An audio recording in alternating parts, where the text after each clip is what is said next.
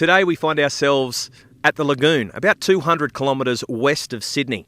We're here today to meet Steve Turnbull, the man who trained Smooth Satin, a horse that won the Miracle Mile and the Inter-Dominion going back more than 10 years ago. Steve's had a very successful career and even last season was bringing up career best 200 winners in a season. We're going to go inside his stable, meet him and find out more about his hard-working team.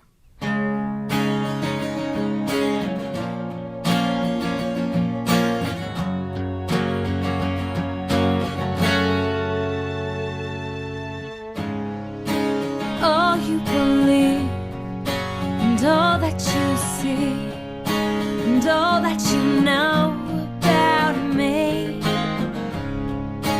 all you conceive, all that you hear, all that you think about me, you better look me over, 'cause I'm gonna be a big star.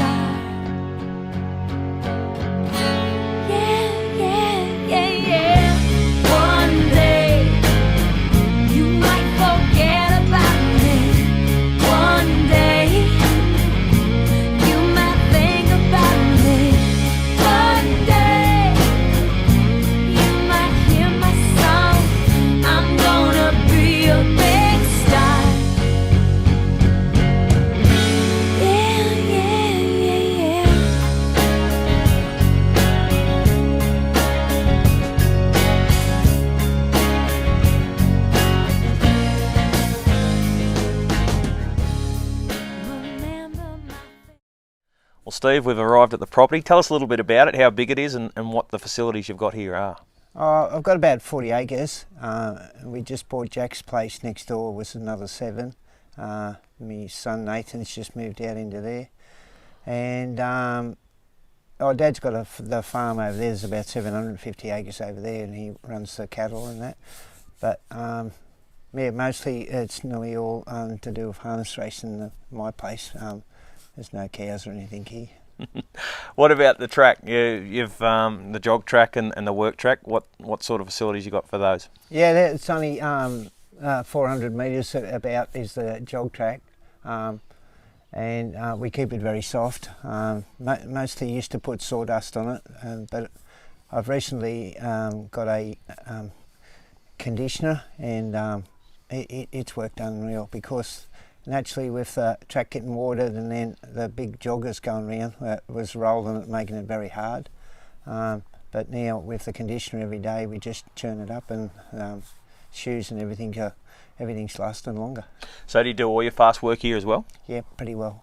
We have trials at Bathurst every Monday, and so if we need to take something in there, we do that. But I don't get many that can't handle the track, and if we do, we usually just canter those ones. 11 times you've recorded 100 winners or more in the season, but just having a look back at your stats, last couple of years, what's enabled you to go from 700 to start as a season to 1,000 or 1,100 like you have had in the last 2 seasons? Has there been a bit of a change? Is Josh taking the babies? Is that relieving the pressure a little bit? Oh, that's one of the bigger things. That and Amanda driving them is because they've just ran for her. We don't let her track work much, and she's a little light driver, and horses just run for her. So that's helped. But if I'd had 15 works, say 5 or 6 years ago, there might have been 20 babies among them, which takes a lot of your time too. And now Josh does all that, so we can concentrate on the race horses all the time. What about your training techniques? What do you all the horses work into the same technique, or will you change up if something's not right? How do you work your horses? Yeah, the lots. There's some days 3 and some days 4. There'll be a lot of 20 minutes. There'll be a lot of 25 minutes and a lot of 35 minutes, just depending on what sort of a doer they are and whether they've been the races or whatever. Yeah, I haven't really changed much over the years. Just they get jog lighter, but nearly all the horses Well, they all do go on the jogging machines. Even Smooth Satin did. He had his spot on the car door, and that's where he went every day. And actually, when I went away, I'd jog him in the gig, but he'd just prefer being on the jogger. And what about your feeding regime? What do you feed? Oh, yeah, I'm still the old feeder a bit. Plenty of oats, plenty of corn, and my brother-in-law Chris Frisbee in Bedwells mix up a cool mix, and it's got like all the other additives, sunflower seed and different stuff like that. So yeah, but mostly it's pretty basic. Now, what about all the travel? Now, you're obviously perfect for Bathurst racing, but even recently, you went to Penrith Thursday, Menangle Friday, Young Saturday. You must do a lot of kilometres in 12 months.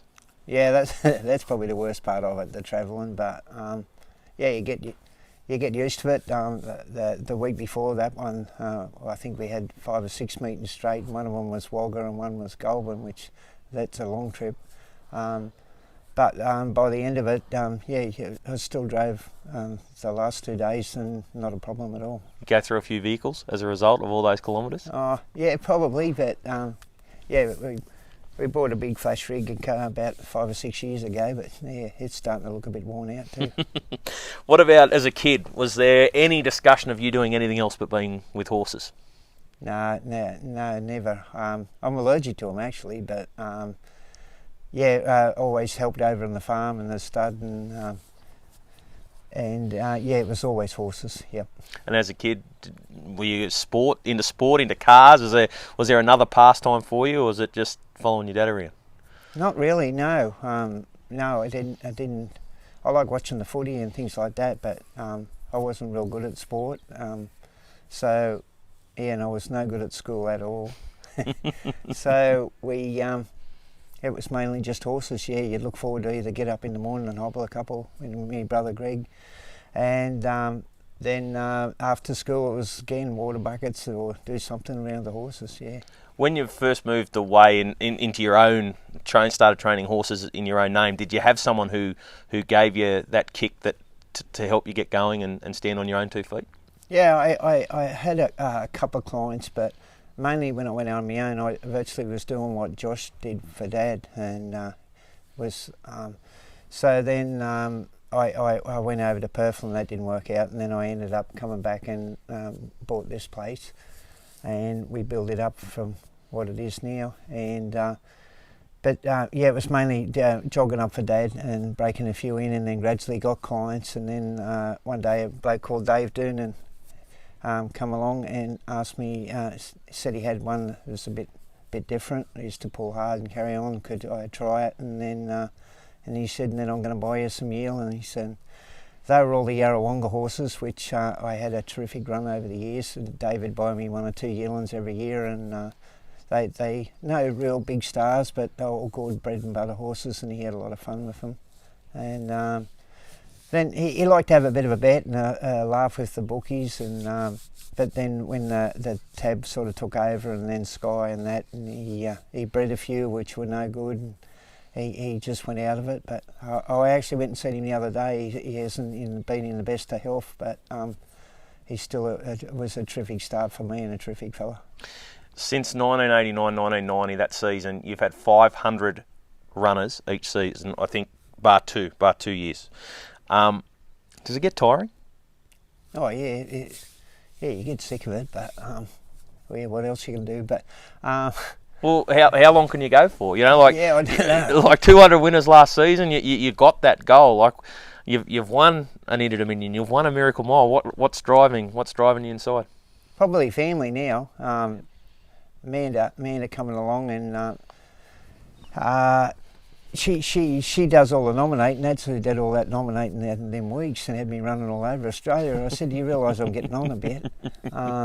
But then see, I've got Josh is breaking in and getting horses going. Nathan does the shoeing, and he's starting to jog a few up and muck around. Mitch works for me.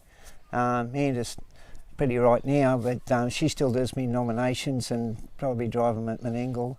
And my wife's she's a toiler and works hard too, so I suppose family's the thing keeping me going at the moment.